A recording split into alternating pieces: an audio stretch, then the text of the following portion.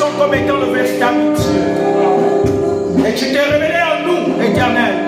C'est pourquoi nous sommes là ce soir. C'est parce que nous avons une partie de ta personne.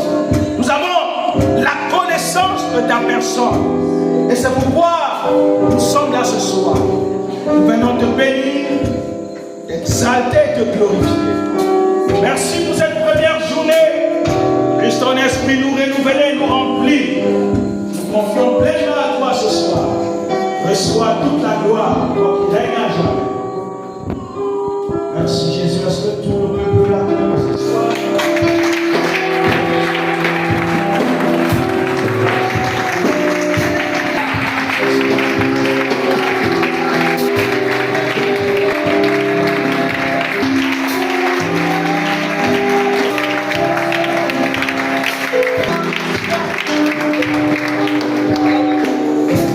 Bonsoir à tous, venez asseoir royalement. Shalom à tous. Shalom. Est-ce qu'on peut faire un sourire à son voisin? Saluer son voisin. Et à ton voisin, sois les bienvenus à ce moment. Sois les bienvenus à ce moment particulier. Sois les bienvenus à ce moment d'édification. Alléluia.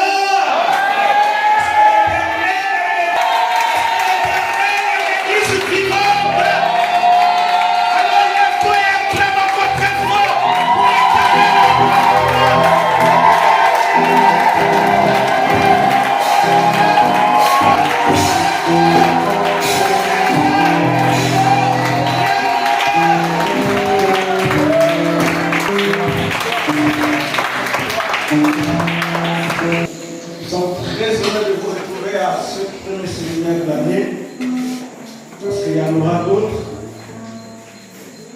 Il est important que l'Église soit non seulement enseignée, mais que l'Église aussi soit édifiée. Et nous sommes dans des temps d'édification, mais aussi d'enseignement, parce que la parole de Dieu demeure toujours l'enseignement. Et il est important pour nous ce soir de prendre des notes. Il est important pour nous ce soir d'être sensible à la voix de celui qui se révèle, de celui qui donne la révélation. Amen. Le texte que nous allons lire, et nous allons lire d'autres, Romains 8. Romains 8, à partir du verset 18, si la régie est prête. Vous pouvez rester assis, ce n'est pas le dimanche. J'estime d'ailleurs qu'il n'y a aucun. Romains 8, verset 18. C'est ça? On va lire. C'est plus le verset 19. J'estime d'ailleurs qu'il n'y a aucune commune mesure entre les souffrances de la vie présente et la gloire qui va se révéler en nous. C'est l'apôtre Paul qui parle, verset 19. En effet, la création attend, virgule, avec un ardent désir, la révélation des fils de Dieu. Alléluia. La révélation des fils de Dieu. Deux mots vont être l'objet de nos temps. Le premier mot, c'est révélation. Le deuxième mot, c'est fils de Dieu. Alléluia. Il est très important de noter cela. La révélation en effet attend,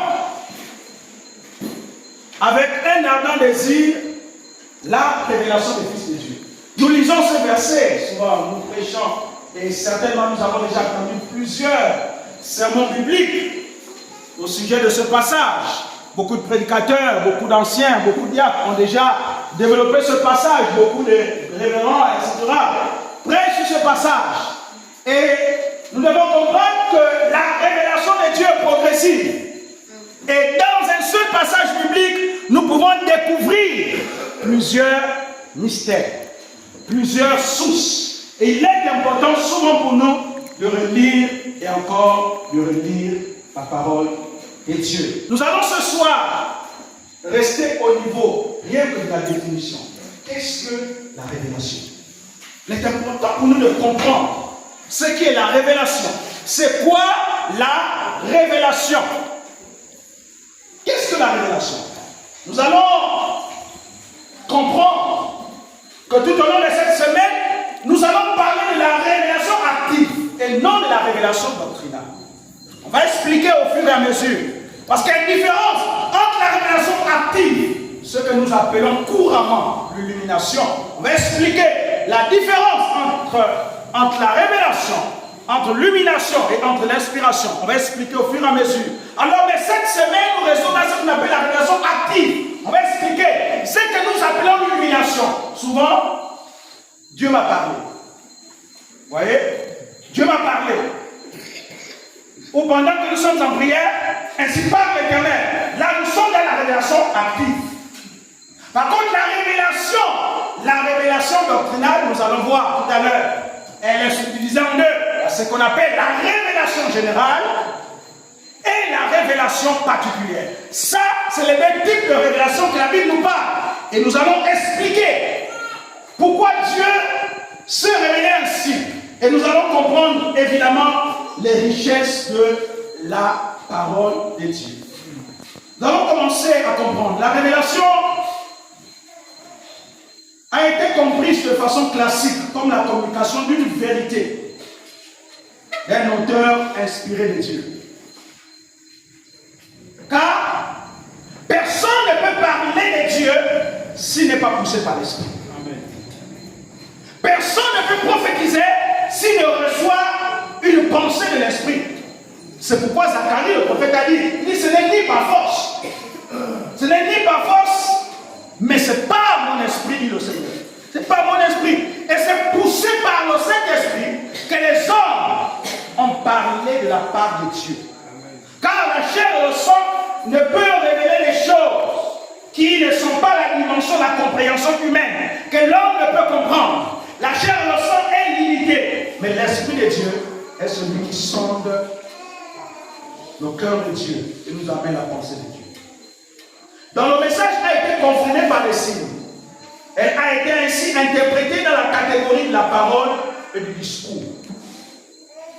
La réflexion contemporaine de nos temps procède à partir de la Bible à un renouvellement de cette définition en reconnaissant que la révélation en premier lieu ne se donne pas comme une somme d'énoncés par un intermédiaire, mais comme un acte de Dieu.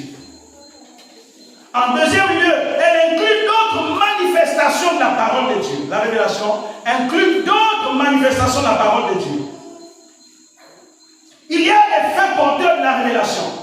Le passage de Dieu se manifeste comme une trace au sein d'un peuple et s'inscrit dans une histoire, afin qu'elle ait moins d'expression des paroles d'événements. Elle se résume dans un face à face, où le nom de Dieu est invoqué plutôt qu'évoqué.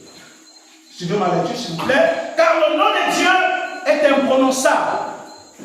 Le nom de Dieu est imprononçable. C'est pourquoi les Juifs ne prononcent pas le nom de Dieu. Alors, c'est les petits mots.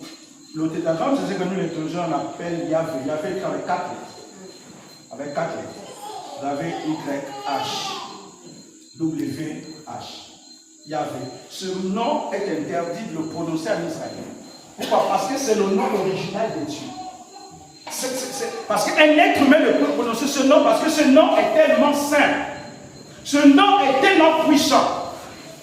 Et là, donc, les savants juifs, en étudiant, ont trouvé des synonymes qui vont appeler Jéhovah, qui vont appeler Adonai. Et au fur et à mesure, ils vont trouver des synonymes parce qu'ils estiment que l'homme n'a pas la capacité de prononcer l'original du nom de Dieu. Et c'est pourquoi les savants juifs ont donc trouvé tous les synonymes. Ainsi, repris, la notion de révélation inclut à la fois un sens précis, propre à la révélation judéo-chrétienne, et un sens large dans lequel peut venir s'inscrire toute conception de la révélation. En particulier celle dont nous allons voir. Quant aux traditions auxquelles demeure apparemment étrangère en raison de l'absence de référence. Tout logos, c'est en général à partir d'une réflexion sur la conception de la nature et de l'écriture que la question se trouve néanmoins abordée. La pensée d'un peuple laissant toujours entrevoir l'original comme étant le mouvement différent qui amène Dieu à se révéler à l'homme. Ce que nous devons comprendre, ce n'est pas seulement la Bible qui parle de la révélation, mais dans certaines religions, comme l'hindouisme, comme l'islam, aussi parle de la révélation. Mais si la révélation, pas au sens biblique du terme, la révélation selon eux, au sens de manifestation, au sens de manifestation, parce que Dieu n'est pas le seul qui se manifeste. Les entités spirituelles aussi se manifestent. Les entités spirituelles aussi se révèlent. Pour nous qui sommes nés dans le contexte africain, évidemment, il y a des manifestations des esprits, des aïeux. Ces esprits se manifestent, se révèlent. Lorsqu'on dit par exemple que j'ai vu mon arrière-grand-père qui est venu me dire ceci, et parfois ça s'accomplit. Alors ça n'a rien à voir avec le grand-père qui est parti, mais ça a à voir avec une manifestation des esprits qui prennent la forme du grand-père et qui viennent nous parler. Et là, nous pensons que c'est Dieu qui nous a parlé. Alléluia. Amen. Vous me suivez? Allons-y. Nous allons essayer de comprendre ce que la Bible dit de la révélation. C'est quoi la révélation dans la Bible? Dans la Bible, et nous en tant qu'enfants de Dieu, la norme principale, c'est la Bible, c'est la parole de Dieu. Et nous ne pouvons pas aller tirer une autre interprétation dans d'autres contextes ou dans d'autres livres, ce n'est la parole de Dieu. Dans la Bible, le fait de la révélation est exprimé principalement par le verbe, par un verbe hébreu. Et le terme désigne le dévoilement. Révélation veut dire dévoilement. C'est un dévoilement. On dévoile quoi? Quelque chose qui est caché. Que l'œil et que la dimension humaine n'a pas la possibilité d'appréhender, de comprendre. Donc la révélation ici, c'est un mystère qui est caché, que l'homme ne peut avoir accès. Mais qu'il n'y a que le Saint-Esprit qui a la capacité de venir dévoiler cela à l'être humain. Vous me suivez? Ce qui était caché, c'est comme l'exil de ce qui résidait d'abord chez soi et en soi le déploiement de ce qui était initialement enveloppé sur soi. La tradition juive parlera d'un dévoilement de la présence de Dieu. Dieu fait quoi? Dieu se révèle. C'est pourquoi le dernier livre de la Bible s'appelle Apocalypse. Apocalypse veut dire révélation, dévoilement. Les choses cachées. Alléluia. Les choses cachées. Le mot gloire aussi. La révélation n'est donc pas d'abord présence de Dieu. On va voir ça au fur et à mesure. Ce sera très riche cette semaine. La révélation ne veut pas dire d'abord la présence de Dieu. Mais sortir de Dieu hors de soi dans le monde. Cependant, en s'exilant dans la création, Dieu, lui, est capable. Il n'est pas capable. Le premier type de révélation ce soir, nous sommes dans la définition, pour monsieur, s'il vous plaît, on va parler de la révélation générale. Dans le psaume 19, le psaume 19, le vers 2 à 7. On va lire. Le psaume 19, le vers 2 à 7. La régie est prête? Vous êtes avec moi? Vous me suivez? Alléluia. Vous me suivez? Merci. Combien Dieu est glorieux. L'étendue céleste, plus l'œuvre de ses mains. Un jour, en informe un autre. Une nuit à l'autre nuit. En transmet, c'est ça? En transmet la connaissance. Ceux que ne sont pas des paroles Ce ne sont pas des discours, ni des voix qu'on ne peut entendre. Jusqu'au verset 7. Cependant, leur voix parvient à toute la terre et tout accent aux confins du monde. Là, Dieu a dressé pour le soleil une tente. Comme un jeune époux sortant de sa chambre, comme un guerrier qui s'avance, le soleil s'élance, joyeux de prendre sa course. D'une extrémité du ciel, il surgit et son parcours se prolonge jusqu'à l'autre extrémité. Il n'est rien qui se déborde à l'ardeur de ses rêves. Ce texte-là nous parle de la révélation, que dans la révélation générale, Dieu se révélait de plusieurs manières. La première manière que Dieu se révélait à l'homme, c'est par la nature. Et ce texte nous fait comprendre que par la nature de Dieu, par la nature, en voyant la nature, en voyant tout ce que nous voyons aujourd'hui dans la nature, nous avons l'environnement, nous avons la forêt, nous avons la faune, nous avons la flore, nous avons les animaux, nous avons le ciel, nous avons la terre. C'est l'existence de la manifestation de Dieu. Et la nature, évidemment, montre que Dieu s'est révélé à l'homme. Dieu a parlé à l'homme. Donc, la première manifestation de Dieu à l'homme, c'est par sa nature. Dieu se révèle par la nature à l'homme. Elle fait comprendre à l'homme que j'existe par moi-même. Et en dehors de moi, il n'y a aucun autre Dieu qui existe sur la terre. Donc, par la nature, nous comprenons que Dieu existe. Évidemment, tout le monde se posait la question. Tout le monde se posait la question. Pour ceux qui étudient les sciences se posent la question. D'où vient le monde dans lequel nous vivons? D'où vient ce monde? Comment la terre a fait pour apparaître? Comment, évidemment, les espèces ont eu à apparaître sur la terre? Est-ce qu'il y a-t-il un Dieu qui est à l'origine de cela? Ou encore, la terre a apparu seule? Évidemment, dans la science, à partir du XVIe siècle, il va y avoir des débats scientifiques. Les débats scientifiques, un certain homme, un certain scientifique appelé Darwin, évidemment, va venir avec une certaine évolution, avec une certaine thèse, la thèse de l'évolution. Pour lui, le monde dans lequel il existe n'a pas été créé par Dieu. Le monde dans lequel on existe, selon Darwin, est la manifestation encore, est la manifestation de l'explosion d'une boule appelée Big Bang. Et donc, le Big Bang, qui était plus petit qu'une petite pierre, va donc évoluer au fur et à mesure des temps. Et là, le Big Bang va exploser. Et à partir de là, les traces humaines vont commencer à apparaître sur la Terre. L'homme va commencer à exister. Ça, c'est Darwin, avec ses concepts. Il va pousser plus loin en parlant de la dimension de l'homme, que l'homme va apparaître, évidemment, australopithèque, au fur et à mesure, il va devenir, il va évoluer au fur et à mesure. Mais nous, quand nous lisons la Bible, nous comprenons évidemment que quand nous regardons les cieux et nous regardons la terre, il y a quelqu'un qui est à l'origine. Amen. Il y a quelqu'un qui est à l'origine.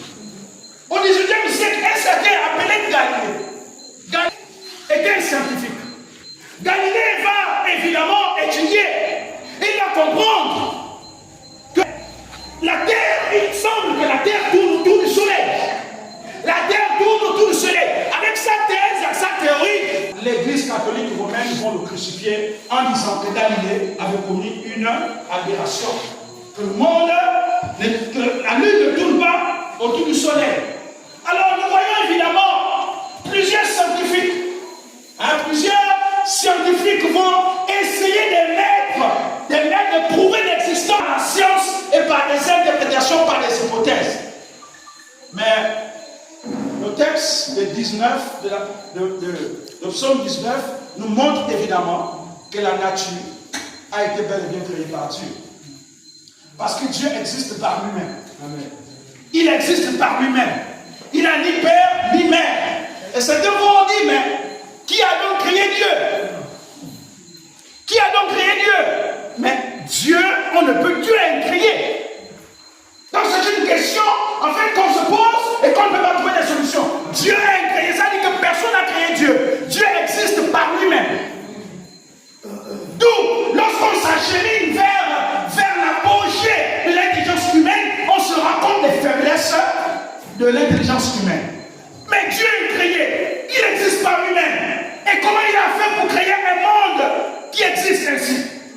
ce monde existe bel et bien. Alléluia.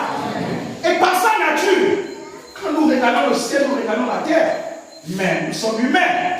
Il y a quelqu'un qui est au-dessus.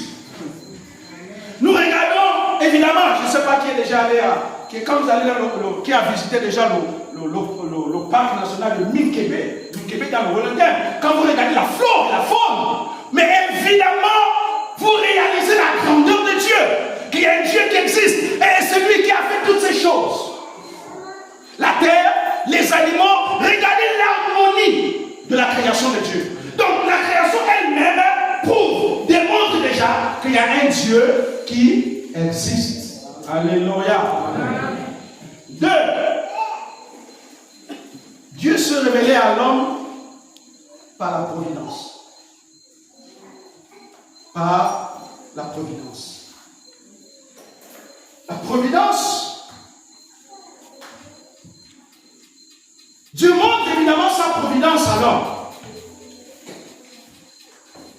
C'est quoi la providence? On va découvrir dans Matthieu 5, verset 45.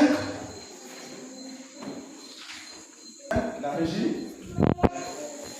C'est quelqu'un qui veut. Ainsi, vous vous comportez vraiment comme des enfants de votre Père Céleste. Car lui, il fait luire son soleil sur les méchants, aussi bien que sur les bons. Et il accorde sa pluie aux justes comme aux injustes. N'est-ce pas? C'est Dieu qui le fait. Hein? Tout le monde bénéficie, évidemment bénéficie de la providence de Dieu. On bénéficie tous de la providence de Dieu. La providence de Dieu, évidemment, prouve son existence.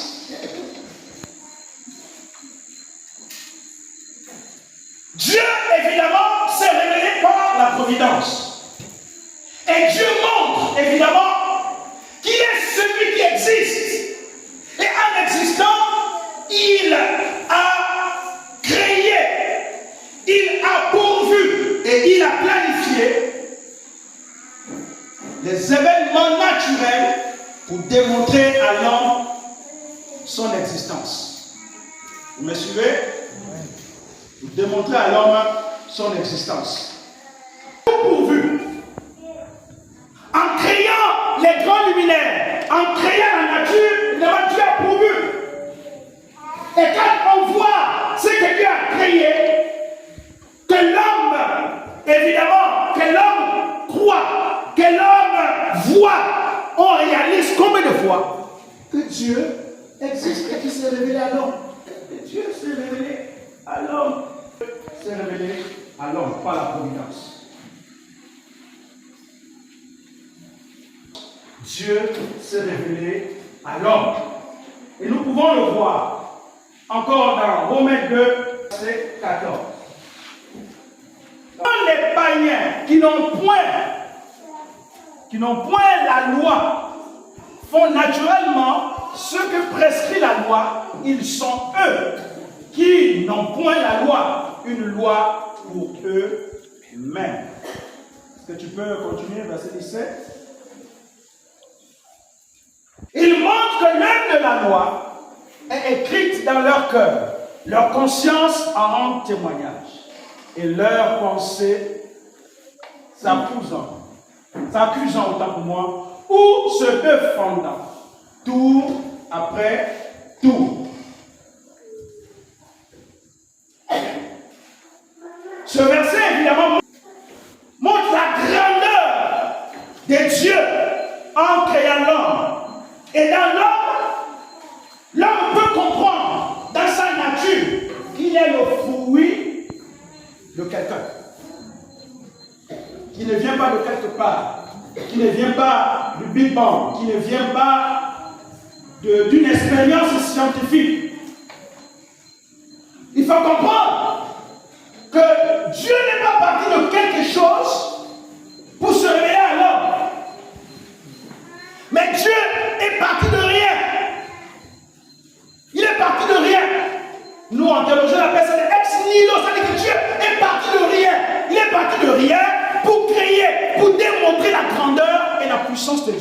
Par contre, les scientifiques disent que l'humanité est partie d'une petite boule qui a évolué au fur et à mesure et qui a explosé. La notion de la providence de Dieu. 2. Dieu se révèle à l'homme par la conscience. 3. Dieu se révèle à l'homme par la conscience.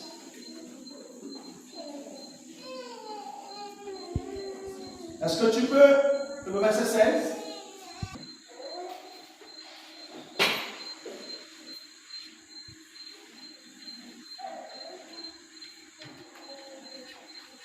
C'est ce qui paraîtra au jour où, selon mon évangile, Dieu jugera par Jésus-Christ les actions secrètes des hommes. Verset 17.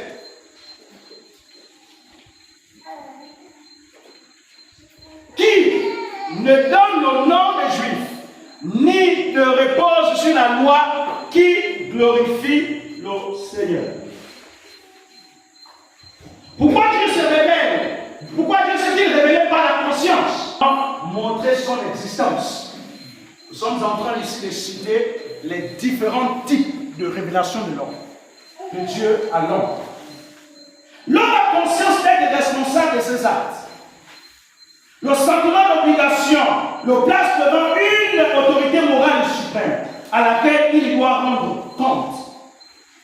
La conscience. Tout être humain a une conscience, n'est-ce pas? Amen. Qui n'a pas une conscience? Tout être humain a une conscience. Et la conscience, c'est ce juge impartial que Dieu a mis en nous, qui nous permet de distinguer entre le bien et le mal. Donc chaque être humain a une conscience. Et cette conscience, c'est Dieu qui l'a mis en l'homme. Pour nous aider à distinguer le bien du mal. Moi aussi, c'est un juge qui enregistre nos actions. N'est-ce pas? Qui enregistre nos actions.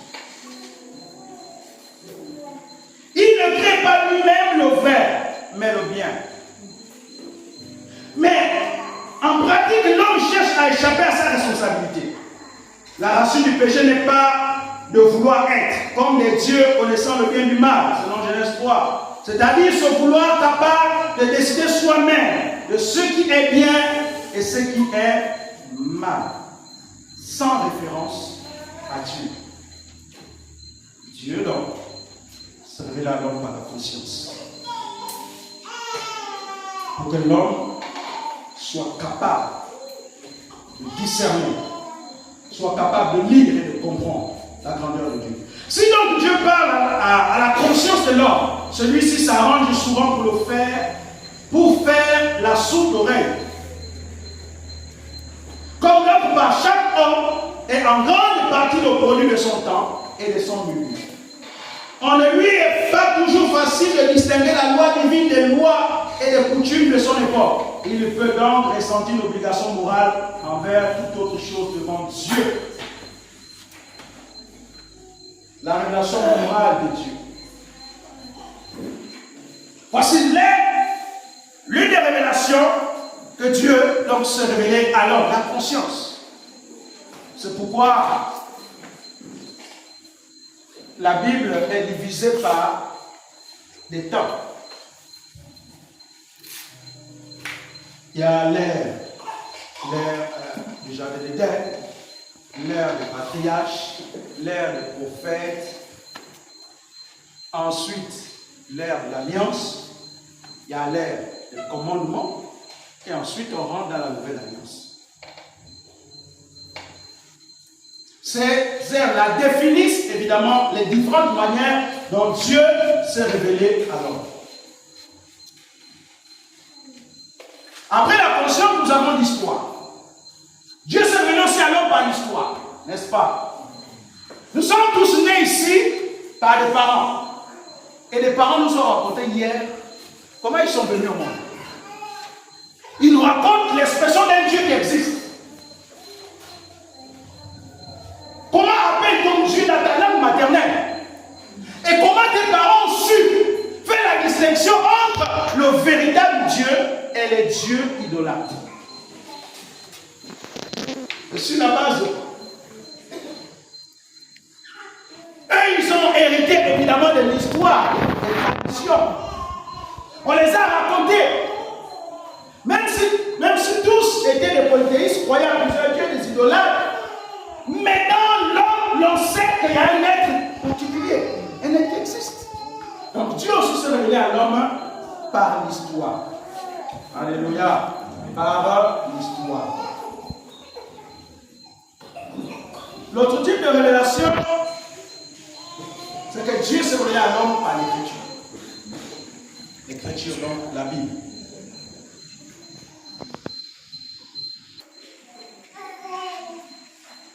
Révélé à l'homme par les prophètes. Alors vous allez constater qu'après les temps de la loi, Dieu va donc décider de se révéler à l'homme par les prophètes. Et plusieurs prophètes vont se succéder, en commençant par Abraham lui-même qui est le père de la foi. Les événements que rapportent les auteurs bibliques ne sont que des révélateurs, que parce que Dieu en explique le sens à des hommes qui sont des porte-paroles. Dieu s'est révélé par les prophètes. Il a utilisé les prophètes hier pour parler aux hommes. Évidemment, jusqu'à nos jours, Dieu fait quoi? Dieu se révèle à l'homme par les prophètes. Et donc la révélation de Dieu est utile et importante ici pour parler à l'homme, pour que l'homme puisse réaliser qu'il y a un être qui existe et que cet être-là, tout être humain, a besoin d'être en communion avec cet être. Vous me suivez? On a l'exemple dans Exode 19, verset 1, Jérémie 1, verset 4. Par exemple, le prophète, c'est avant tout celui qui parle pour Dieu. Il parle pour Dieu.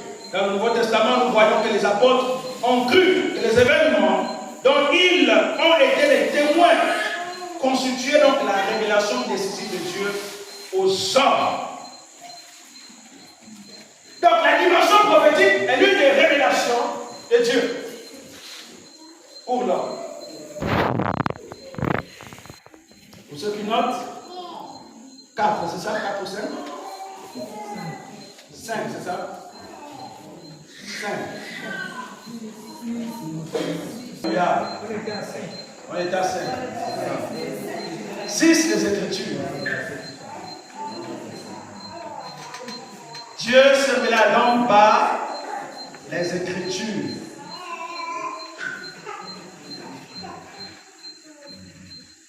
Toute l'écriture est inspirée de Dieu. Et Dieu pour enseigner, pour Dieu instruire. Donc, Dieu se révèle à l'homme par sa parole. Il a donc donné sa parole aux hommes qui ne parlaient pas sous l'effet du vin, mais qui ont été inspirés. Ils ont donc écrit sous la dignité de Dieu. Ils ont donc parlé de la part de Dieu. Donc, ce qu'ils recevaient ne pouvait venir de la chair et du sang. Ça ne venait évidemment que de Dieu. Donc l'écriture est donc la révélation ultime. En fait, la révélation au sens général n'existe plus. Parce que c'est la Bible qui clôt la révélation de Dieu. Et là, j'expliquais au début, c'est la révélation de la doctrine. Dieu a donné donc la Bible à l'homme pour que l'homme puisse découvrir ses voies. Pour que l'homme puisse découvrir son existence et que l'homme puisse avoir une vie conforme à la volonté de Dieu. Important et efficace que Dieu a donc donné à l'homme. C'est pourquoi, quand nous lisons la Bible, évidemment, nous voyons l'histoire de la création de l'homme. Comment l'homme est venu au monde. Comment Dieu a créé tout ce qui existe. C'est par les Écritures que nous découvrons la personne de Dieu. Nous découvrons évidemment que Dieu veut rester en collaboration avec l'homme. C'est en lisant la Bible. Alléluia. Et le sommet de la révélation générale, c'est Jésus-Christ. Hébreux 1. Après avoir parlé de plusieurs manières à nos pères, Dieu, dans ces derniers jours, nous a parlé, c'est pourquoi il s'est révélé à nous par le Fils, encore par l'homme qu'il a choisi. Donc ici, Jésus-Christ est le sommet de la révélation. Dieu trouve le sommet, trouve la meilleure manière de se révéler à l'homme par Jésus-Christ. Donc Jésus-Christ est venu sur terre pour l'existence capable de Dieu. Qu'il y a Dieu qui existe. Et Jésus est venu nous montrer les voies du Père. Il est venu nous prouver l'amour de Dieu. Et nous devons donc être conscients de cela. L'amour de Dieu s'est manifesté par la personne de Jésus. Le plan éternel de Dieu et ses grâces sont éternelles, sont véritables. Parce que Jésus-Christ l'a prouvé par sa vie et par ses œuvres. Alléluia. Jésus est venu sur la terre, évidemment. Il a démontré la grandeur de Dieu. Il a marché comme nous les hommes. Et la seule différence, c'est qu'il n'a pas péché. Il n'a pas vécu dans le mal, dans le péché. Il a été un homme particulier. Oui, il incarnait la divinité dans un corps humain. Comment Jésus a fait pour vivre dans un corps humain sans péché? Et pourtant, il était face à toutes les épreuves, face aux tentations, face à la corruption des peuples, face aux grandes civilisations des peuples. Mais Jésus est resté. Il est resté lui-même parce qu'il savait la mission pour laquelle il était venu sur la terre. Alléluia. Et en dehors de Jésus, il n'y a pas de révélation suprême à lui. Amen. Il n'y a pas une autre révélation qui est supérieure à lui. Si une autre personne vient vous dire qu'il est la dernière révélation, comme je ne sais pas les Tabou philippiens et autres, qui disent que le Tabou Philippe est, je crois, le dernier prophète, est le message de notre temps, ça ce n'est que des bandits. Ce n'est que des bonnes, des aventures. Jésus est le sommet de toute la création. Car il est écrit qu'en lui habite corporellement toute la plénitude de la divinité. Donc Jésus est 100% Dieu, il est 100% homme, il existe par lui-même, il était avant la création. Amen. Et il sera toujours. Alléluia. Amen. Il sera toujours. C'est pourquoi il se révèle à Moïse comme étant dit, je suis celui qui suis. Il existe dans le présent, il existe dans le passé, il existe dans l'avenir et il existe dans l'éternité. Alléluia. Je suis celui qui suis, il existe. C'est pourquoi celui qui n'a pas connu Jésus, celui qui n'a pas de rencontre avec Jésus, passe à côté du salut. Alléluia. Passe à côté du salut. Toutes les voies que Dieu a utilisées pour se révéler à l'homme ne sont pas égales à la révélation ultime et particulière. Jésus. Alléluia. Jésus. Jésus est celui qui a le nom au-dessus de tous les noms. Jésus est le prince de toute l'humanité. Il est le premier-né parmi plusieurs. Il est l'aîné de tous les chrétiens. Jésus est l'emblème de la personne de Dieu. Il est le reflet de la gloire de Dieu. Il est donc le principe premier. Il est évidemment comme disent les scientifiques, ils ont découvert qu'évidemment qu'il existe une atome dont ils ne comprennent pas les origines et n'arrivent pas à définir. Jésus est le principe de l'existence. Alléluia. Et nous comprenons évidemment que Jésus-Christ est l'homme qu'il te faut et l'homme qu'il nous faut. Car avec lui, nous avons la véritable vie. Et la vie se trouve en lui. Le chemin se trouve en lui. La solution de toute chose se trouve en lui. La résurrection se trouve en lui. N'est-ce pas, il a déclaré? Il a dit à Marie, à Marthe, je suis la résurrection et la vie. Il dit, celui qui croit en moi vivra même quand il sera mort. Je suis la résurrection et la vie. Aucun être humain n'a jamais déclaré. Ni les grands hommes qui ont succédé, ni même le scientifique de tous les scientifiques. Vous le connaissez, non? Le scientifique de tous les temps. Comment il s'appelle encore? Comment il s'appelle? Le scientifique de tous les temps. Vous savez un faux? Albert Einstein. Albert Einstein. Mais même Albert Einstein, avant sa mort, a reconnu évidemment la grandeur de Jésus-Christ. Il a affirmé évidemment qu'en dehors de Jésus, il est la seule voie qui mène à l'éternité. Alléluia. Aucun scientifique n'a affirmé, aucun homme puissant, aucun général n'a affirmé sur la terre. Jésus est donc la révélation qui clôt. Alléluia. Qui clôt. C'est pourquoi il est important pour nous de comprendre les bases que nous sommes en train de poser ce soir. Parce que la suite, si on comprend maintenant, la suite viendra au fur et à mesure. Alléluia. Il est important de comprendre. Oui, bien aimé. Jésus est le sommet de la révélation. Il n'a ni commencement, il n'a ni fin. Il n'a ni père, il n'a ni mère. Et lorsque je regarde avec mes yeux l'immensité de la grandeur de Dieu, je ne peux être qu'un témoin oculaire de sa grandeur et de sa puissance. Alléluia. Je ne peux que témoigner de ce qu'il est. Il existe, oui, par lui-même. Il existe par lui-même.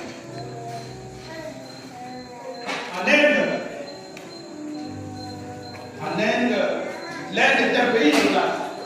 Ils adorent tout. Ils adorent tout. Et un scientifique au nom de Sénèque, un scientifique a dit que tout ce que nous voyons sur la terre est Dieu. Et tout est Dieu. Ce n'est qu'une fausse doctrine. Tout n'est pas Dieu. C'est pourquoi évidemment en Inde on adore tout. Mais tout n'est pas Dieu. Par contre, tout montre l'existence de Dieu.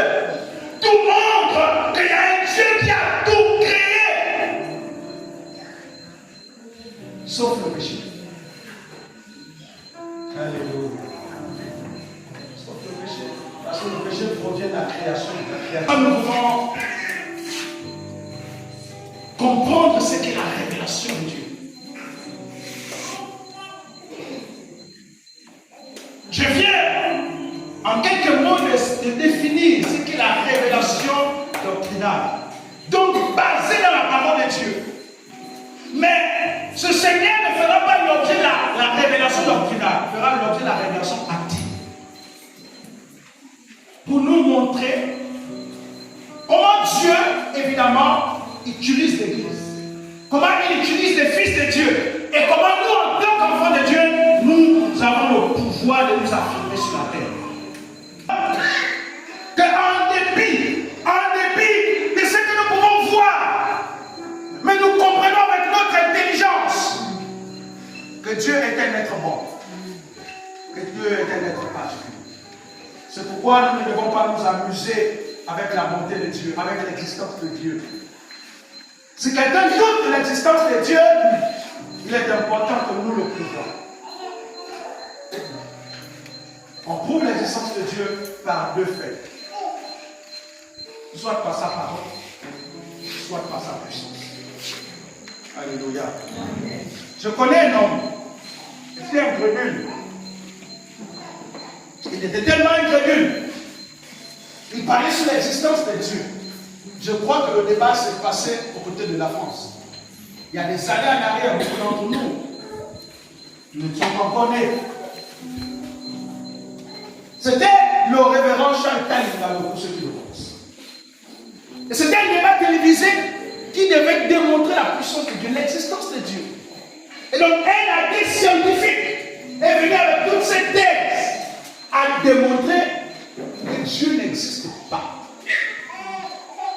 Que Dieu n'existe pas. Et le débat a été suivi par tout le monde. Vous savez, affirmer de tels faits, ça demande beaucoup de courage. Mais aussi c'est une prétention. Dire que Dieu n'existe pas, c'est un défi grave. Alors, le pasteur Talingano a commencé par les Écritures. Lui démontrer évidemment l'existence de Dieu. Comme nous venons de le démontrer tout à l'heure, mais Dieu s'en vient par la nature.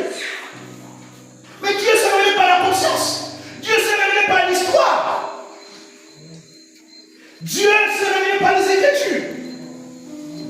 Et il a démontré à ce monsieur que Dieu existe. La preuve c'est que toi-même tu es le produit de la création de Dieu. Amen. Cet homme a nié catégoriquement que Dieu n'existe pas. Il y a des hommes qui sont difficiles, difficiles à croire, qui sont vraiment athées, difficiles à croire. Alors, comme Jésus avait dit, que si vous ne croyez pas mes paroles, ne croyez en moi à Jésus. Le pasteur Talingano va dire à ceux athées qui ne croyaient pas à l'existence de Dieu, il va lui dire, pose ton pied droit sur la table.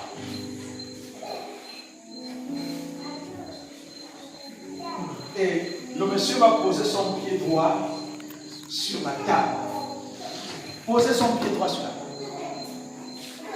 Et le pasteur Kalingano va dire aujourd'hui, et vous les journalistes, et tous ceux qui nous suivent à travers le monde entier, vous allez comprendre, affirmer l'existence de Dieu. Vous savez aujourd'hui le continent européen, les Occidentaux, aujourd'hui deviennent des athées à cause de quoi? Mais c'est à cause de leur vie, au niveau de leur vie. Ils vivent tellement bien que pour eux Dieu n'existe pas. Aujourd'hui en Europe, les robots font tout à la place de l'être humain. Les robots font tout. Lavent les vêtements, lavent la vaisselle, te coiffent même, te coupent même les ongles. Donc l'homme est devenu comme, je ne sais pas, l'homme en Europe, l'homme est en train d'aller à un niveau où l'homme, il ne va plus servir à rien. Il ne va plus servir à rien.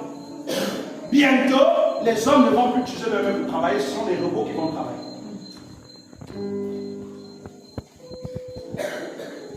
Parce que le monsieur va poser son pied et le pasteur Talingano va dire, maintenant vous allez voir la puissance de Dieu. Il dit, ton pied va se rallonger de 3 mètres et tu verras la puissance de Dieu. Il va prendre ses mains, il va poser sur le pied de cet homme. Et je vous assure, il va prier pendant 10 minutes à l'heure. Et le pied de monsieur va se rallonger 3 mètres. Dieu existe. Dieu existe. Et il se révèle encore par sa puissance, par sa grandeur. Alléluia. Et la tête est restée là avec un pied rallongé de 3 mètres. Et lui a dit, confesse la grandeur de Dieu. Confesse la puissance de Dieu. Alléluia. Confesse la puissance de Dieu. Et ce monsieur, ce athée, c'est là où est venu le début de sa conversion. Alléluia. Extraordinaire. Extraordinaire. Le même pasteur Talibano va aller un jour. Il va être donc piégé par des faux pasteurs. Ils vont donc effectuer un voyage pour aller dans une localité.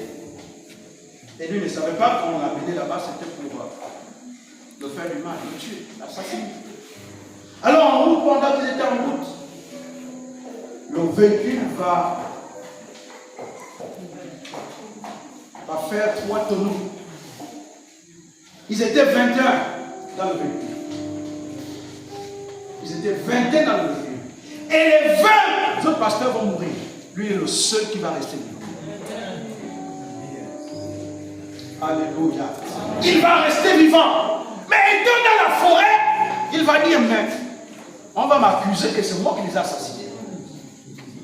Qu'est-ce qu'il va faire? Il va sortir les portes. Il va aligner 1, 2, jusqu'à 20 portes. Et là, il va prier comme Ézéchiel. Que la chair, que la vie revienne dans les 20 corps. Et je t'assure que Dieu a donné la puissance. Les 20 pasteurs là, ils vont revenir à la vie. Dieu existe. Et la révélation de Dieu prouve sa puissance, sa grandeur et sa gloire. Mais c'est sa manifestation. Dieu se manifeste au travers signes et des prodiges. Amen. Si tu ne crois pas à sa révélation, mais tu croiras par les signes et par la puissance de Dieu. Alléluia. Je crois que c'est lui qui ressuscite les morts. C'est lui qui a le pouvoir de ramener tout ce qui n'existe pas à l'existence. Qu'est-ce qu'il ne peut pas faire? Qu'est-ce qu'il ne peut pas accomplir? Qu'est-ce qui est impossible devant l'Éternel? Jésus reste la possibilité de toutes les impossibles. Quand ce qui nous est impossible, il est capable de le faire. C'est pourquoi il est donc le sommet de toute la création. Il est le sommet de la révélation de Dieu. C'est pourquoi celui qui a Jésus dans sa vie, il est déjà passé de la mort à la vie. Ça signifie que désormais l'esprit de résurrection est en nous, l'esprit de vie est en nous, et que l'esprit de mort n'a plus de pouvoir sur nous. La mort n'a plus de pouvoir sur nous, parce que l'esprit de vie, elle est en nous. Nous pouvons tout accomplir. Et tout au long de cette semaine, je suis convaincu de ce que Dieu va faire dans ta vie. Amen. Je ne connais pas tout ce que tu traverses, mais je suis sûr que ce que tu traverses est une situation. Mais ce soir, je parle de la révélation, le sommet de la révélation. Jésus qui est le sommet de toute la révélation. C'est Jésus qui est venu sur la terre et qui s'est révélé à nous. Extraordinaire. C'est que Jésus-Christ ne va pas naître dans les hôpitaux. Il ne va pas naître dans un lieu aisé. Il va naître dans la baraque de moutons.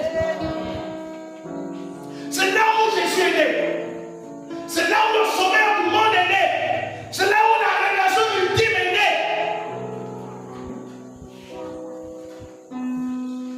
née. Et par sa naissance, et par sa vie, toutes ces œuvres démontrent évidemment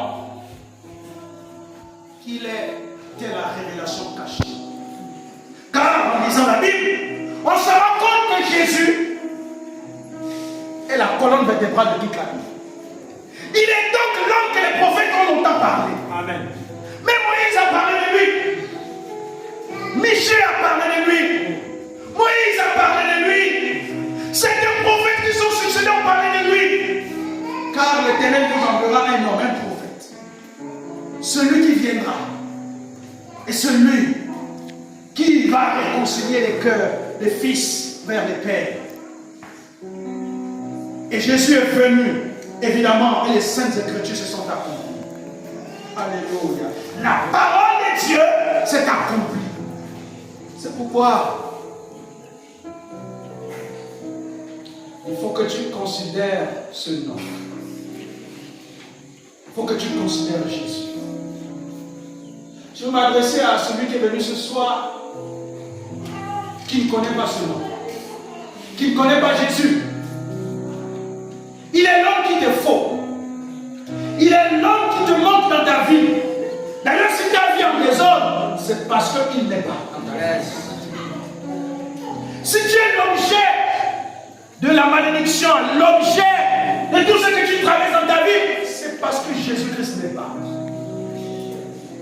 Si Jésus-Christ est, s'il vient en toi, s'il demeure en toi, la malédiction quittera toi. C'est l'histoire du fou de Gadara. Cet homme qui dormait dans les tombes. Cet homme qui était abandonné par ses parents. Cet homme qui était seul. Mais lorsqu'il a rencontré Jésus, Amen, les esprits qui le tourmentaient, les démons qui tourmentaient sa vie sont partis. Il a retrouvé son sens normal. Alléluia. Et je suis convaincu que tu vas retrouver ton sens normal. Je suis convaincu que tu vas retrouver la guérison. Je suis convaincu que tu vas retrouver la vie que Dieu a destinée pour toi. Je suis convaincu de cela. Que cette fois-ci, tu comprendras